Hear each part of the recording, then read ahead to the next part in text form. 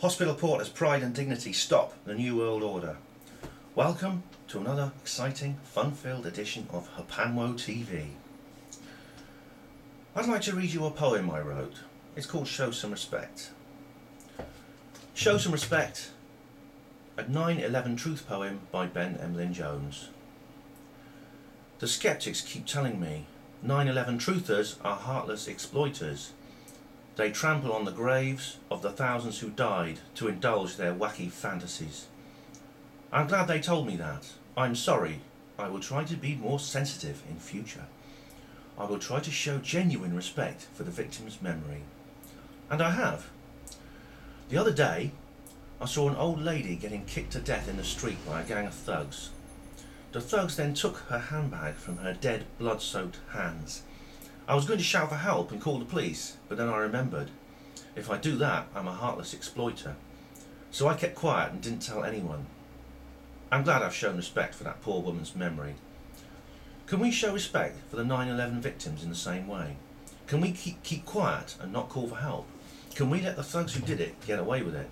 Or are we going to shout out, call for help, and be heartless exploiters? The reason I wrote that poem was to counter what I see as the moral high ground that is always taken by people who debunk the 9/11 truth movement.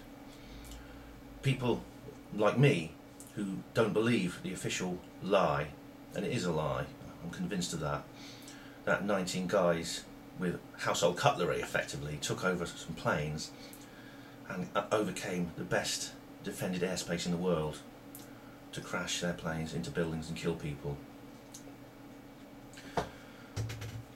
But I don't understand why it's necessary to believe that to show that you care. I care about those people who died on that day. I care about the millions who died in the Middle East as well as a result of the support that the government got for the actions that they took to kill those people as a result of 9/11. But if you question the official story, you're not just wrong, you're bad. You don't care, you're evil. You're an exploiter. You only care about your own fame and fortune, having a laugh at their expense. Well, I don't think that at all. I disagree. There's a guy in Canada called Mark Iradian who wrote a critique of Dylan Avery's Screw Loose Change. He calls us 9/11 deniers. And what a wonderful phrase that is. I mean, brilliant. 9/11 deniers. It rhymes wonderfully with Holocaust deniers. So, God blimey, get the crucifix out, holy water. I mean, ugh. And you get this in all fields of study, not just 9/11 conspiracies. I'll give you another good example. It's in this book here, When the Impossible Happens by Stanislav Grof, which is a really, really good book. It's in the book, Stanislav Grof, who's a very, very interesting psychologist, has a debate with Carl Sagan about mystical experiences, out-of-body experiences, near-death experiences. And he tells Carl all about a guy called Michael Sabin, who wrote a book in 1982 called Recollections of Death. Now, Michael Sabin was a cardiothoracic surgeon who used to operate on people under anaesthetic, and he used to find out that people had out-of-body experiences while they were under the effects of the anaesthetic.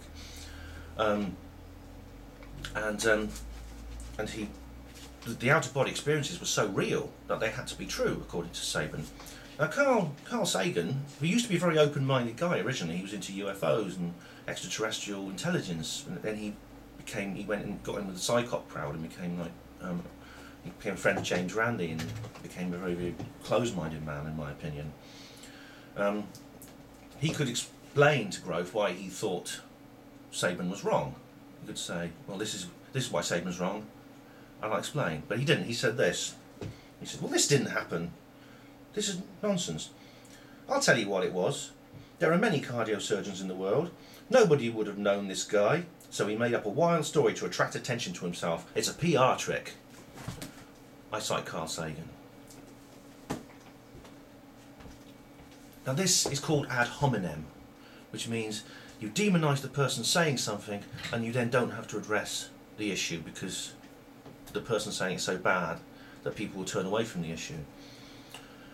Like, That's where 9/11 deniers, that's where that word comes from. As soon as anyone hears the word 9/11 denier, they'll switch off. I don't want to know if people like that are saying this sort of thing. But you see, it's unfair because it means that there can never ever be an open, honest debate about any of these issues when ad hominem is employed. But maybe that's the idea. Think about it. You have been watching Hapanmo TV. Hospital Porter's Pride and Dignity, stop the New World Order. Thank you very much.